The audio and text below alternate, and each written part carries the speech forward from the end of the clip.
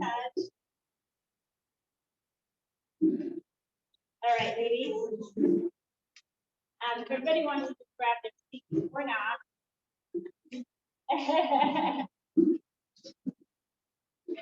It's been, I hope, a good day. For people, like it's been a long day.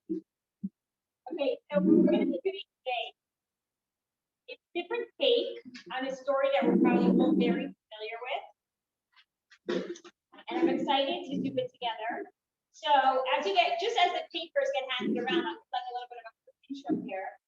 And we're going to be looking at the Alshif's interpretation of the story of Jonah. And for those of us living in Tzfat, that's doubly meaningful because the Alshif designed here, commentary here, and very here as well. And actually for women, it's interesting because his commentary on the Nevi'im is named Marot HaTzobot, the mirrors from the legion, which is referring to like the legions of women, like the throngs of women that showed up with their mirrors, donate them when they were collecting the tabernacle. And there's this fascinating story behind the mirrors, and at first they resisted them, and then Hashem said, what? These are more beloved than anything. And I haven't quite been able to find out why. I've been trying to, and if anybody knows the answer, I'm not here, why the Alshif put this commentary in this particular name. But I thought as women studying Tzfat on Erev Yom Kippur, this has a lot of meaning for us. So, as you probably are familiar with, the story of Jonah is read as the Torah for Minka time of Yom Kippur. And the story, I don't want to really spend too much time on the shot. Really, we're not going to spend much time at all on the shot, but we're all familiar with that part of it. And the story always fascinated me, and also kind of like puzzled me. Like, why Daphne? Yeah, it's true. There's a primary theme of Tshuva, and there's a theme of like, you know, you can run but you can't hide. But I sort of thought there had to be more, and I was very excited when I clicked on this, the Alshif's commentary. And although the Alshif doesn't really spend any time talking about the significance of the big red at Minka of the Kippur, I sort of have my own take, and I'm very much saying it's my own take, but I think it'll resonate. So I don't know about for you ladies, but I know that when I come back to show for Minka, and sometimes it's not coming back, sometimes it's coming for the first time, Baruch Hashem, having spent many, many years actively entertaining children of different ages on Yom Kippur. So oftentimes, but I've been very blessed because for many years prior to Corona, we had a mincha right in my neighborhood. It was actually very beautiful gesture of a neighbor of ours, elderly father, to make the show. So he would come live by him for the Chagim, and he would always have a minyan, like a local neighborhood minyan, just for the Chagim, so his father would daven. And so the women's section sort of like spilled out onto the street. And so I was able to go there at midnight time because it wasn't hot anymore, and I could let the kids sort of like hang out with their friends, and they weren't disturbing and chill. And I could try to at least have like a few words of davening. But there was something that I felt very strongly when I came to Shul at Minka, whether it was coming back or whether it was coming for the first time, right? So we know that almost all shows have that little break. Some shows it's a little bit longer, some a little bit shorter, but it's like when you come back to Minka, like you're into the home stretch.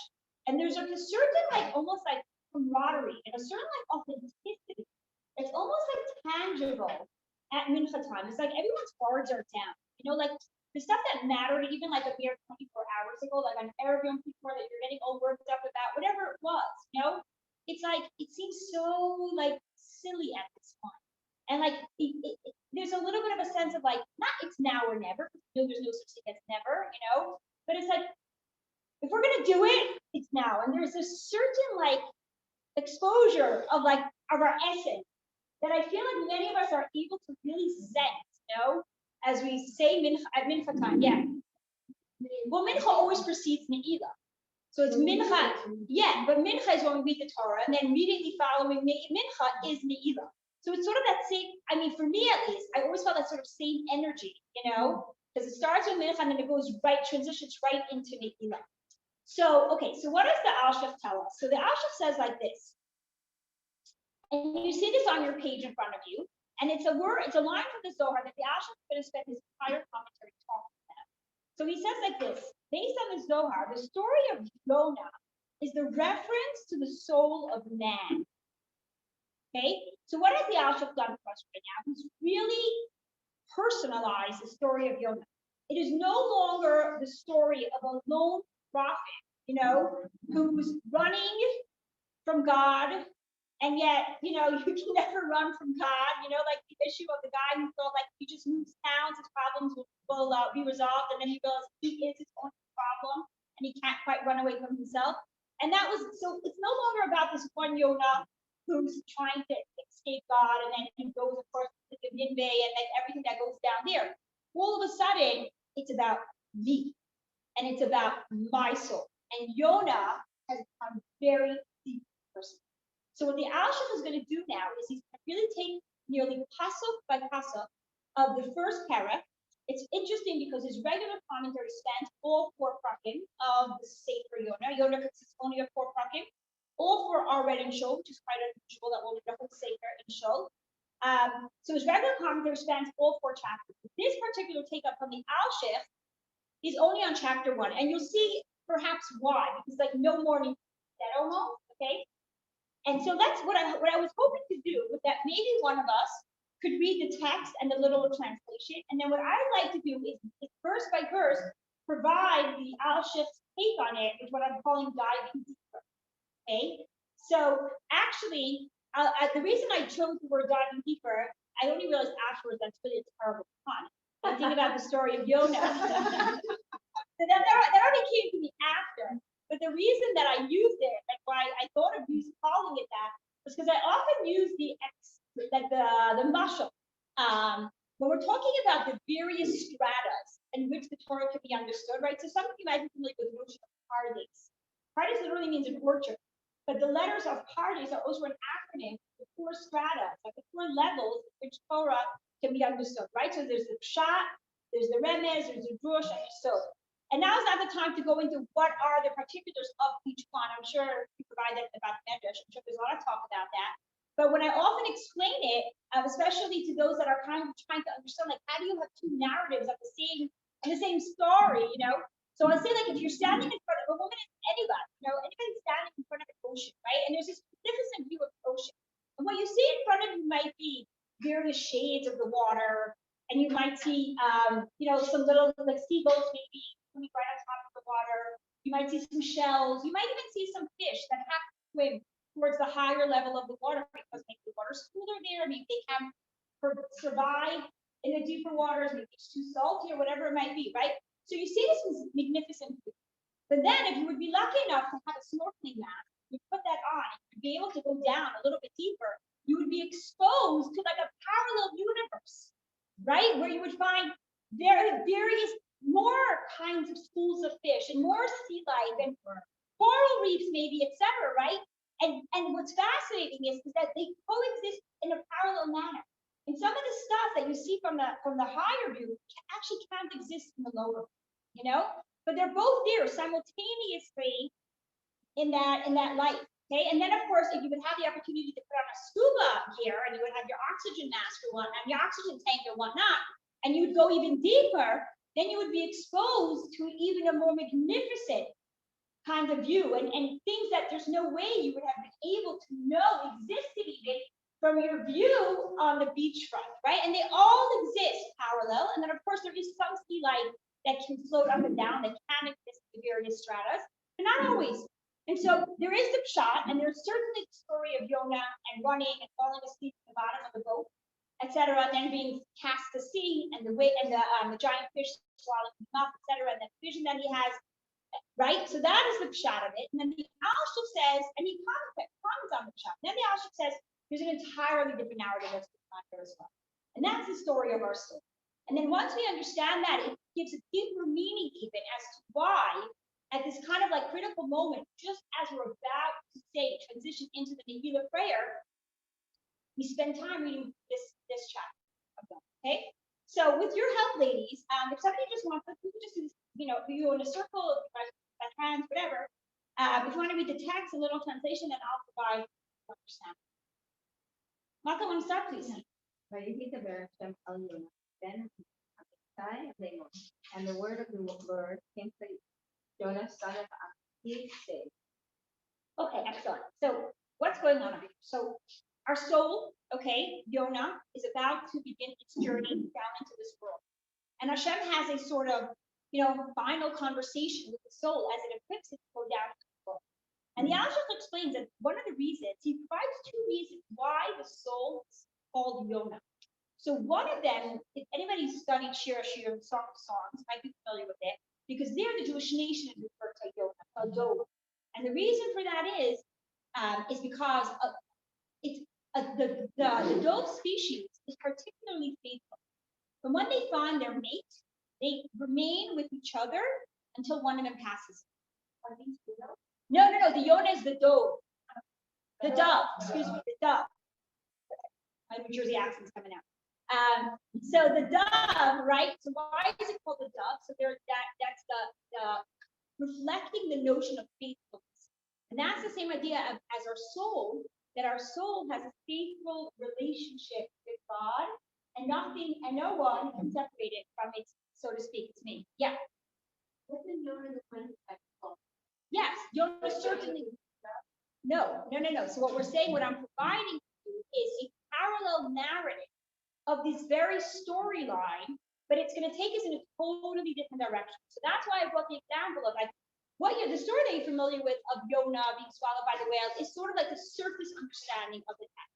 And then the Alshach says, come with me, let's dive a little bit deeper, and I'm going to give you a totally different understanding of this story. And in this totally different understanding of the story, the Jonah is compared to our soul. And then the Alshach explains why. So one of the explanations. Can I ask a question about the dove that was from the ark? Like, is there something That's the water in the no, the Alshach doesn't mention it, or I didn't see that mentioned, but that's something interesting that you're picking up. Yeah.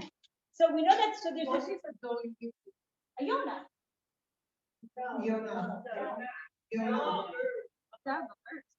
Okay.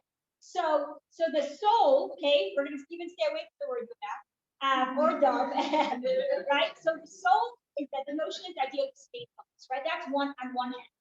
On the other hand, the Alshach actually brings almost it's an opposite explanation. And the word, I wasn't actually familiar with this word until I saw the Alshach, but the word hona'ah, spelled hey vav nun aleph hey hona'ah, means deceitful. So what's going on? Are we faithful or are we deceitful, right? So the Alshach says what's going on here is that you have this soul who is in a faithful relationship, but the journey he's about to partake of is very deceptive, because what you see is not really what you get, right? You're going into this world. We know olam milashon helem be'ester, concealment, right? Constriction. So what we see, we don't naturally see that God is behind every single movement and every single everything. It can be very deceiving. So on one hand, the soul is in this faithful relationship, but at the same time, he's being told, you're embarking on a difficult journey here. And this journey is going to be fraught with deception. And you have to be aware of that, because otherwise it's just so easy to fall, and be deceived. Then Ben Amittai, the son of Amittai, of course, the word Amittai has the word emet, okay, and that's the idea of the soul's absolute truth, okay. And again, there's nothing and no one that can in any way dilute, the truth of the soul and the notion that it comes from God. And then the last word in the pasuk is the word leimor, to say. And we're very familiar with that. Know that, I don't know how many dozens of times Hashem tells Moshe Rabbeinu, Hashem leimor. Leimor means to say over. Okay, I'm talking to you. I'm not talking to you for the sake of talking to you. I'm talking to you leimor. Give this over to the other people. And that's what the soul is being told, that this journey is not a journey about yourself, although of course you will benefit as well. But the journey is with leimor. It's really about others. It's really about the contribution that you can make to this world. It's really about looking out to see what role you can play in helping somebody else. It's an outward oriented journey as well. Okay. Where's the word hona'ah written? So the Alshach says that the root of Jonah and hona'ah are from the same place. And that's where he says the idea that on one hand there's the faithfulness element of it, and on the other hand, this faithful soul is about to embark on a very deceiving type of journey. Okay. Where, like we said, like what you see, what meets the eye is not really, what's going on. Okay, so yeah. So like in the Polish, you would say neshama or the dolphin is. Yeah. So here it does is just explain more. Right. Okay. So good. So good. So here's your question is an excellent question, right? Now you have to remember that this is somewhat of like a parable, right? Because, and I remember like sometimes when I was studying with my husband and we would be studying something and I would get like all frustrated, in my like nitpicking kind of brain. He would say, "Rivky, right? The Torah's in the corner." I was like, "Yeah." He's like, "What is it?" Wow. But is it wet? Right, the Torah is compared to water. I was like, yes, right? And we'll actually see that. That's going to show up. But does that mean it's wet? Okay. So you're going to see that it's not going to be a perfect grammatically correct translation of the text because this is not the shot, So the Ashok sort of has the poetic license to be able to do that. Okay. Versus in the shot, you probably would have been. Okay, so now what's going on? What else is the soul being? Pull, get up. Okay. Oh, who's going to read Pasuk Ben? Go ahead, please. Who's the saying? Hashem is speaking. Oh, Hashem. In other words, in the Talshik's version that we're looking at, Hashem is still speaking to the soul. Okay. Go ahead and read Pasuk, please. Yeah. Right. No. Don't do the diving part. Just do the text and a little translation part. No, read the English. Read the translation. So just read the translation. Right. Arise, you will see, and play against it with your program. Right. Okay. So again, that's the story that we're familiar with. The mission on which Jonah was being sent, which he runs away from. Okay. So what is the story with the soul? So arise, even though we know the soul is about to really descend, right? Because the journey of the soul is from up here and comes down. So what's the idea of the rise? Because again, it's really just reminding us what is the purpose of our descent. It's not going down for the sake of going down. We have to always remember that we came down because we're going to elevate everything around us. And with that, we're going to arise. Okay. Now, Nineveh actually, some of you are familiar with this. Nineveh, right? Maybe some of you studied in a seminary called Nineveh. Or there's communities all over Israel, Nineveh Shmuel, Nineveh Yaakov, etc. Nineveh means a place to live, like an abode. That's what it literally means. It means a place to live. So, but the fact that it doesn't just say Nineveh, it says Nineveh. It's a double nun. Okay, so that teaches us that there's a multiple, two. Okay. So Nineveh, the soul is about to go down, and it's going to reside primarily in two places. The first place that it's going to reside in is the body. Okay, that's going to be its primary dwelling place. And the second place, of course, that it's going to reside in is community, larger city, larger influence, circle of influence, etc., etc. And these are the two abodes that the soul is going to have to interact. Okay. And then what's the notion of a big city? So we all know, especially those of us that chose to live in Tzfat and keep choosing to live in Tzfat, you know the advantages that a small city has over a big city. Okay?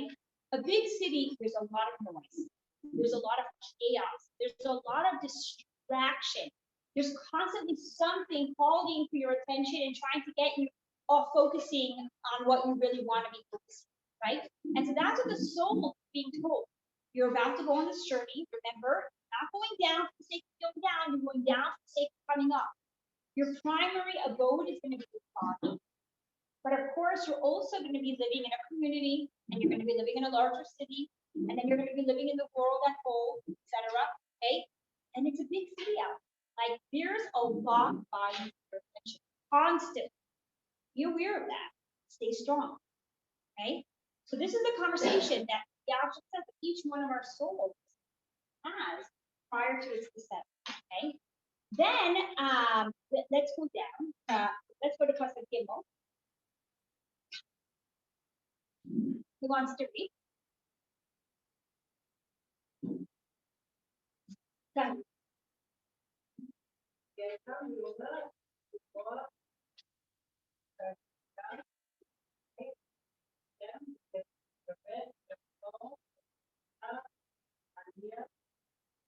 Yeah, great. and Tzfat, Vayered Ba, oh, and Jonah arose to eat where he went out to Macabbi and Mishtalem. The tire went down to the question. Okay. Again, those of you that are making fast with the details of the literal story, it's all provided here in the text. And of course, you're welcome to take it home and look it over again. So, but we're going to focus on the story. So, Vayakam Yonah, right? Soul gets up. And what does it say over here? What is Tarshisha? Is he wants to run away. Tarshish, right? But what is Tarshisha from the soul's perspective? So the Asha tells us that Tarshisha is actually a combination of two Aramaic words. Trey, sus. Trey means two, and sus we're familiar with from the word sason and kaf. Okay, so two joys. So there's two joys out there in this world, and they're going to vie for the attention of the soul. Now, these joys can they're really neutral, and I'll explain what those are in a moment, but they can be used for the positive, or they can halila channeled and be used for the negative. So the two primary joys that vie for our attention, first one is all things that are gastro-related, all food, all drink, all, celebrations where food is at the center of it, any kind, right? And we can see how, of course, that can be elevated. Okay, think about the those that we just had on Rosh Hashanah and all the food that were given such a negative, etc. But then we can think about like the feast of Achashverosh, where that was taken to the absolute worst extreme, and look what happened, right? But we know, okay, this is sort of like a timeless attraction, is food and drink and everything that comes along with it. So that's the first of the sus of the joys. Okay. The second of the joys is anything that's related to sexuality. And of course, we can see how that can be elevated. Of course, we can understand how that can be dragged. And these two joys are, waving their flags and trying to get the soul's attention. Okay. And the soul, what does it say? It says it went down to Yaakov. Of course, the word Yaakov is milashon yafeh. The soul is coming from this place of beauty, right? And it finds a ship. What is the ship, of course? A body, exactly. The ship, the soul finds a ship. It finds a body. And of course, the parallel is very understanding, because just as the ship, right, takes the passengers where they want to go, so too the soul and the body are now in this relationship where the body is going to transport the soul to where, and here comes a big question mark, to where who wants to? Is it to where the body wants to go, or to where the soul wants to go, right? And right away, what does the pasuk tell us? That the soul is its higher. And what does that mean? That means that the soul, in other words, we know that the soul comes down. What is the commodity? What is the cash value that the soul has that it can bargain with? We know that the soul has different attributes, okay? And it has different skills, if you will. And that's a whole discussion in and of itself. And the soul allows those attributes to be channeled towards the body. And it allows itself to sort of be like hijacked by the body, and it becomes subordinate to the body's desires. So now let's go back to the trace up. So we have these two joys. And if it was the soul that was, so to speak, in the driver's seat, you know what we do with that. But the soul takes the back seat, and the soul pays its higher. It gives all of its kokot, all of its assets into the keep of the body. So now it's the body that's sitting in the driver's seat, and it's the body that's making the decision about how we're going to interact with the world, and primarily with those two joys. Okay, and what of course happens? Who wants to read? You can also just read the English if you're more comfortable with that. Go ahead, Sibi. Yeah. Hashem Hatzul Ruach Gedola El Hayam V'yehi Sar Zol V'yam Ha'adima Teshuvah V'Tishpar. And now the Lord blessed my will in the mighty tent And the ship threatens to be broken. So sometimes we get so caught up in what this materialistic world has for us, and our body is just speaking us, right? And the Abishar, God, he first has mercy. And so he sends us a wake up call. He sends us a storm in order to force us to wake up and ask ourselves, what exactly is going on over there? And how in the world did I get into this place? And remember where it is that we actually came from and what our goal was about. Okay? So this major storm takes over. And what happens in Pasuk A? Go ahead, please. And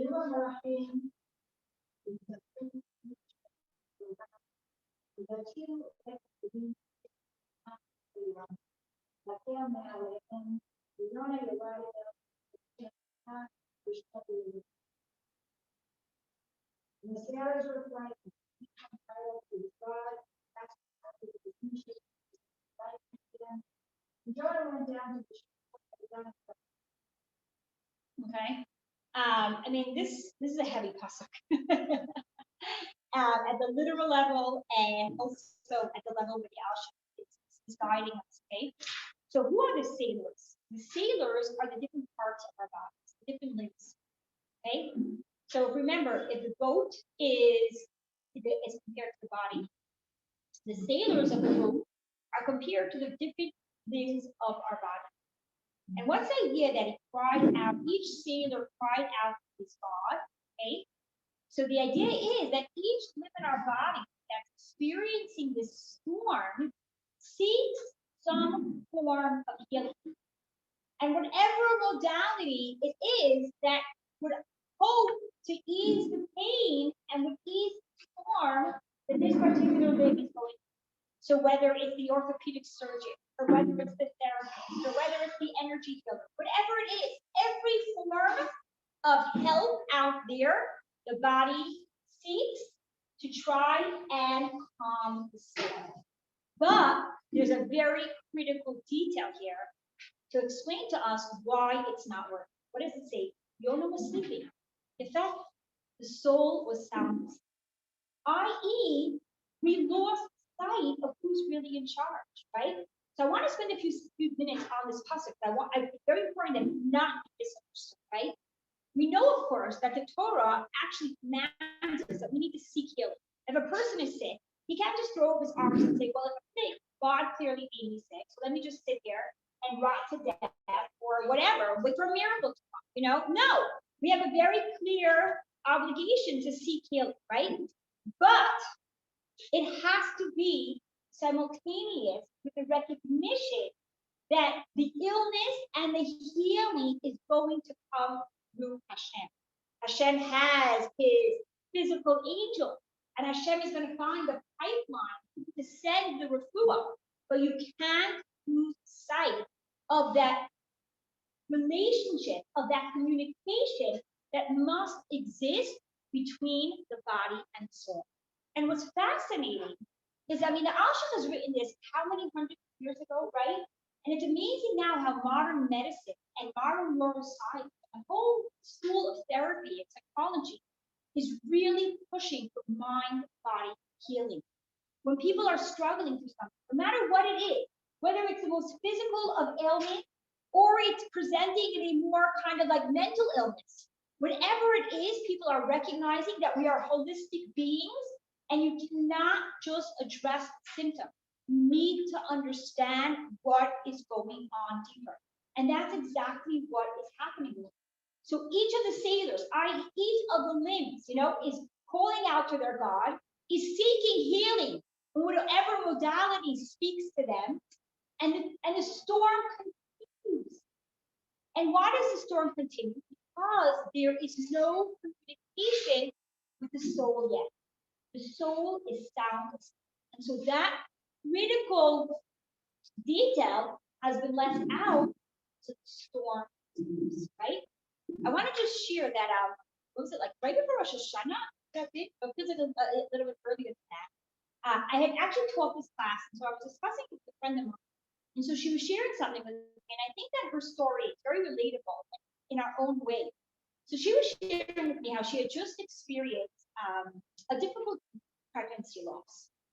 And she was describing to me the different details of like how she found out and the timing of it and how the timeline of it and how it all happened, etc. And she kept saying over and over again, she said, but I never felt like I was in a storm because throughout it all, I felt Hashem. I felt Hashem's hand, the timing of it. It happened this week and not the week before or the week after. Who was with me? Where it happened? When it happened? She's like, I realized that I was going through something big, and I'm hurting, but I never felt like I was just like I can't. I'm just like, overwhelmed because every step of the way I felt Hashem. And then she said, and I contrasted it to an earlier experience that I had in the year, which was really relatively, relative to like a pregnancy loss, wasn't such a big deal, but it took me by storm. And she says, for whatever reason, I just had trouble seeing where was God.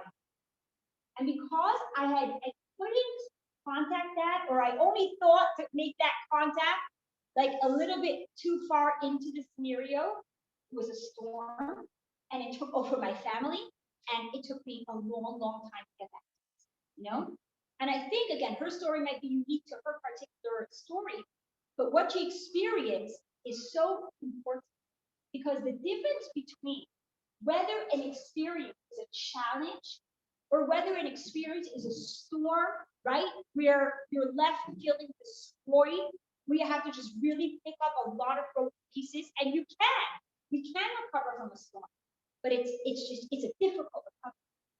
And the big difference is whether or not there's open communication, if you will, and recognition between our body and our soul. And it's actually amazing that even Western medicine, even like in the highest of like the Ivy League hospitals are even recognizing that they're reading on research which shows prayer to be an efficient tool in recovery.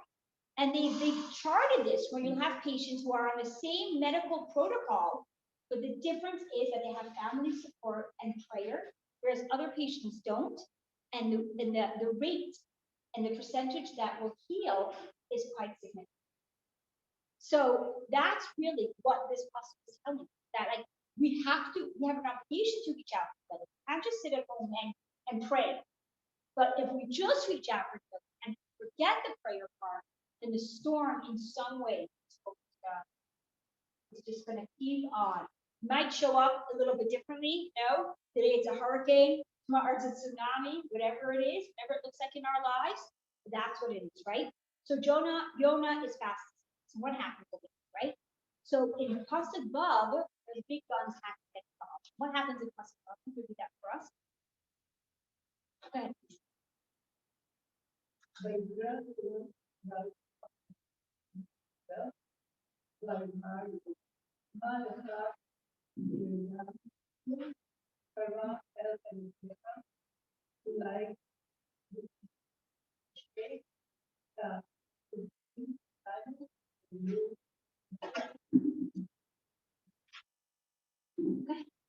Read the English, yeah.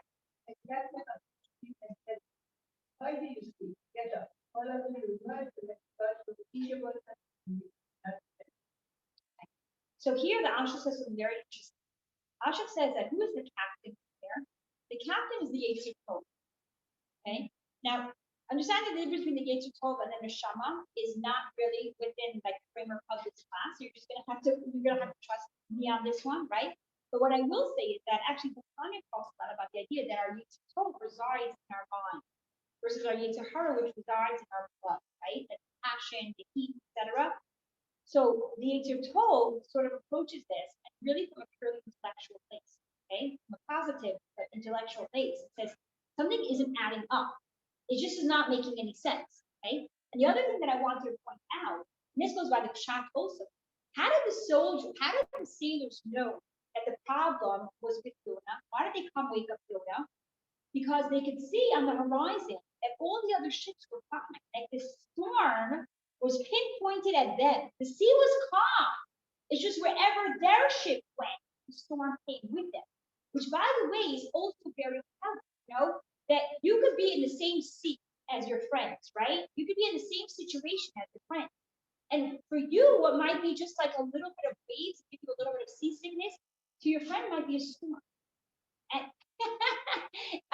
and so that's why it's so important for us to feel so sensitive, that like not to just, make small, invalidate somebody else might be experiencing, but somebody might be going through a storm and you're seriously like, I just had that same experience and like, I'm fine and get it together, But no, they have a different skill set. They have different communication with their body and their soul. So they might be experiencing a storm. And what we can do is don't invalidate their experience. And we can help them by helping them to reignite that communication with God. Okay? So the Yetzer Tov is like, gets involved, turns to the neshama and says, okay, enough, right? But then something wild happens. The neshama wakes up. And then what happens in Pasuk Zayin? Let's do Pasuk Zayin and Chet together. Who wants to read that for us? I know the hour's late. We could just even do the speech. Okay, please do. And they said, each one will come and test blood from the nova the phone. And they said to him, tell us now, but what follow us? What is your word? What is your land of blood? Okay. So here's what's something interesting happens. Once the neshama wakes up and is aware of what is going on and the storm that they're experiencing, he's not prepared to take responsibility.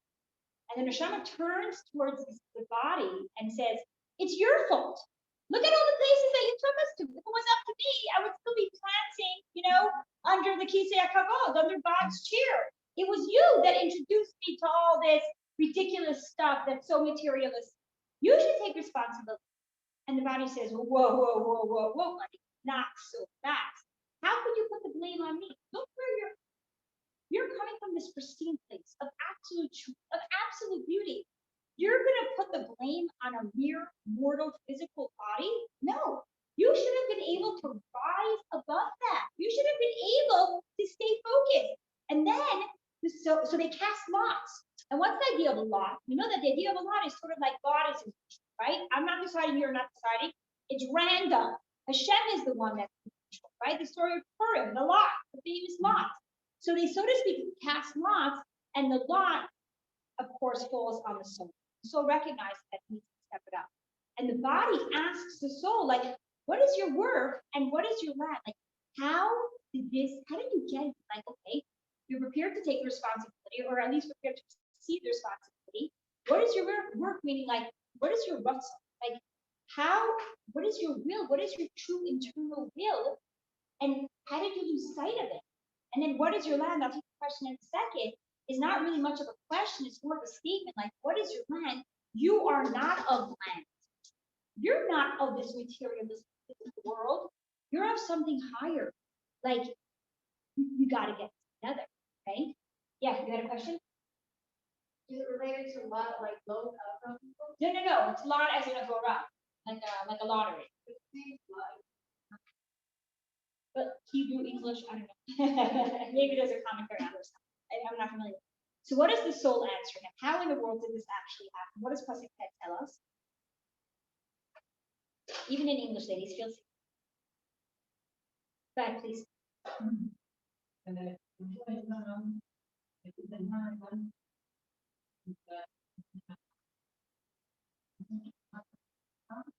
Rena, which Pasuk are you in? Tet. 9. Yes. Tet. Yes.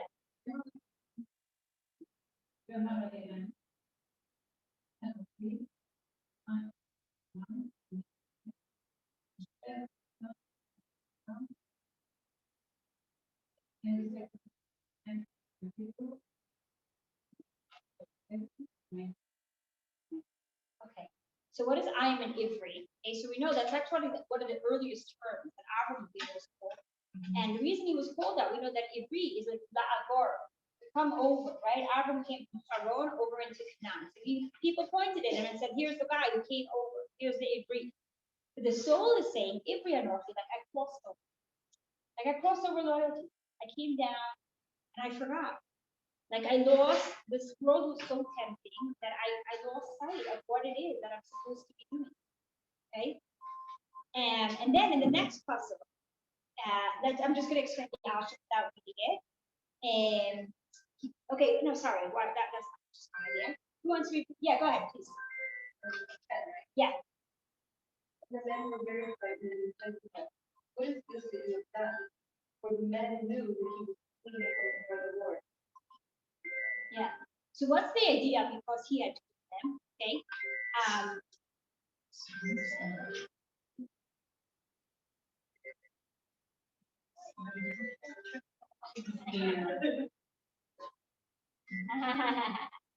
More than one.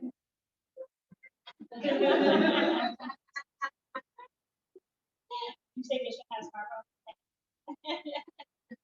Like, okay, so he told them, what's the idea of he told them, meaning like there's no way he could hide it. Like it's so obvious to the soul at this point of the chaos that he had caused and of the storm that they were in, and it was like yeah, he's beginning to realize what he needs to do.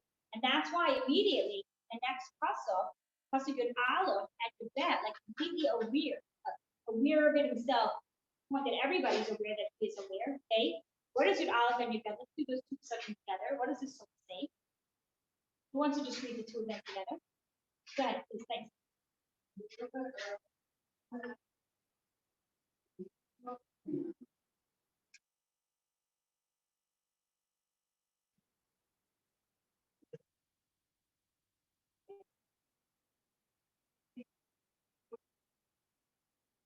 Lord, I am.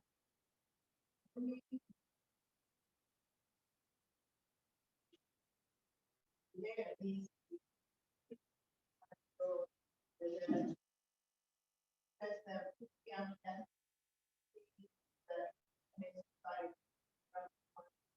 I know that the me.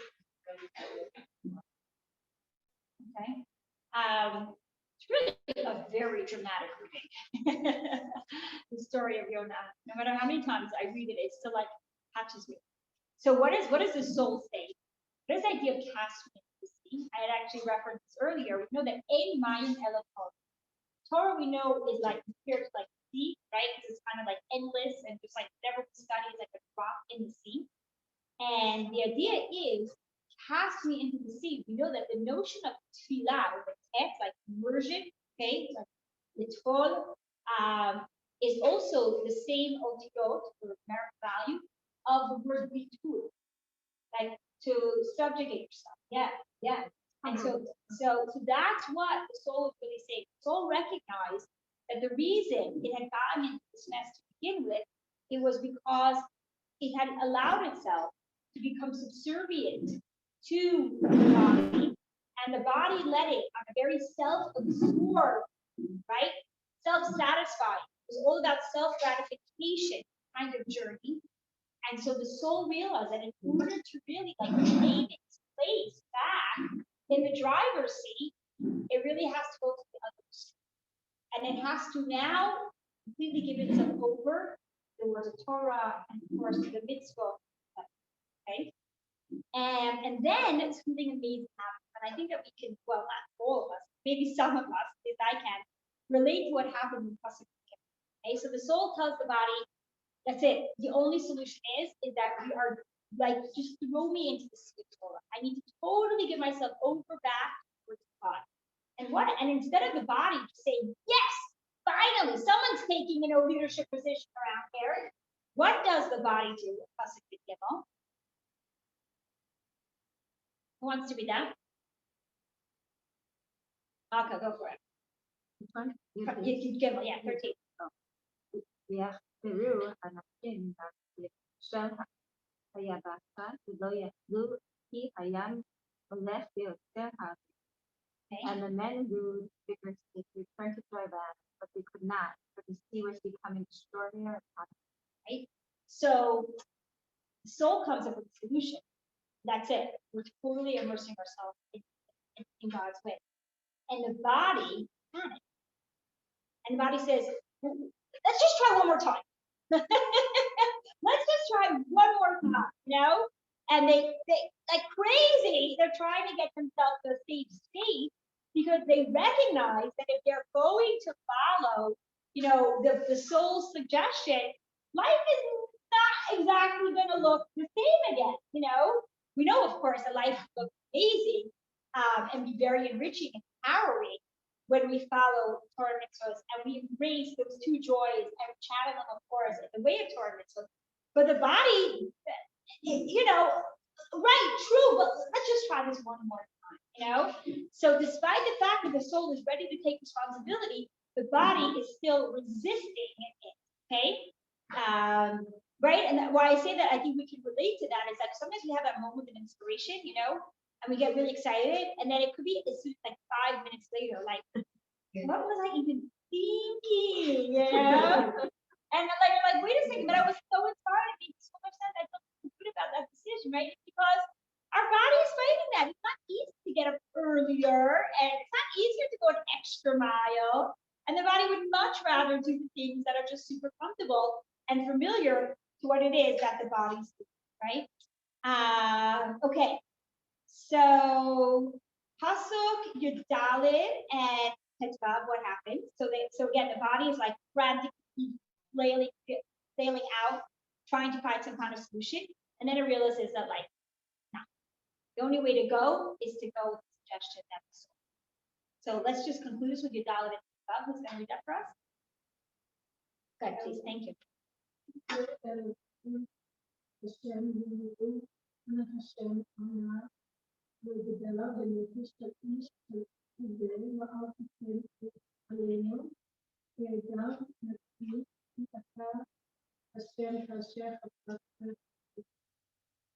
They come to the Lord and said, "Please, O Lord, let us not perish the life of this man. Do not place upon us innocent blood for you, O Lord, as you wish you have done." When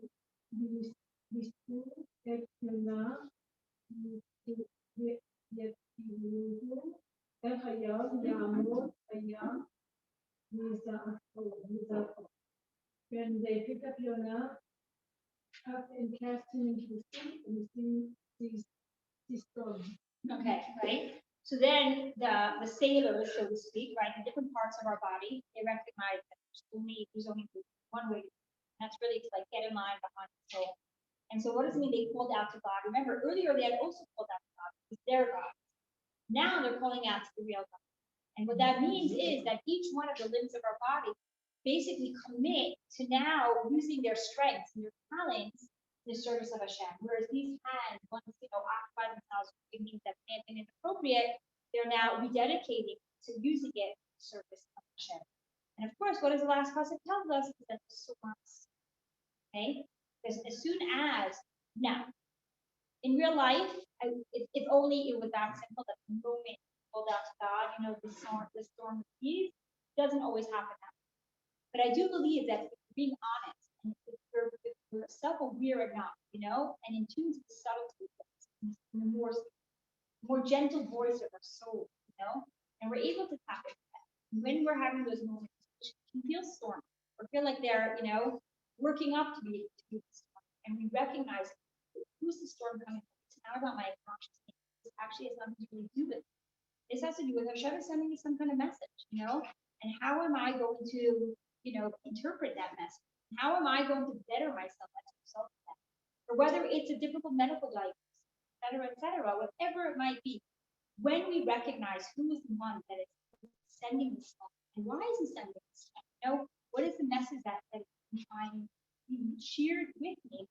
We come to that place, I don't know that all of us will have that experience, but the storm will immediately cease, but there will be an inner peace that we'll be able to pick up on, and from that place, it'll be much easier to get navigation. Okay? So here's, I guess, wishing to all of us a storm-free year, because remember, the storm came because we fell asleep, so we should have a very awake and conscious relationship with Hashem, with with our soul, with body and soul together, and that really we should just have absolute harmony, and really being able to appreciate what each one, soul and the body, stand for service. Hashem. So I just have to say that I have a little bit of a pet peeve because I do have I really love Haftorahs. I've spent a lot of time studying them, but generally the Torah is read in an undertone intentionally because you want to differentiate Torah, right? So often I'll come to shul and be like super frustrated because there's no way that I can. So that's my own issue that I guess I need to work out. But I am hoping that whatever minyan you attend, you should be lucky enough to either during the time of Jonah. Also, I don't know why, but it says that I've heard about this a lot. I've never really found a source for it. That there's a big school of associated to buy the Torah of Jonah, school of like nasa, the school of abundance, et cetera. And I don't know the real reason, but I have to wonder again, like now that we have a deeper understanding of the Alsheh, the message, internalizing that, will inevitably open you up to bigger and wider. So let's hope that we could hear that of Torah and we can really tap into that.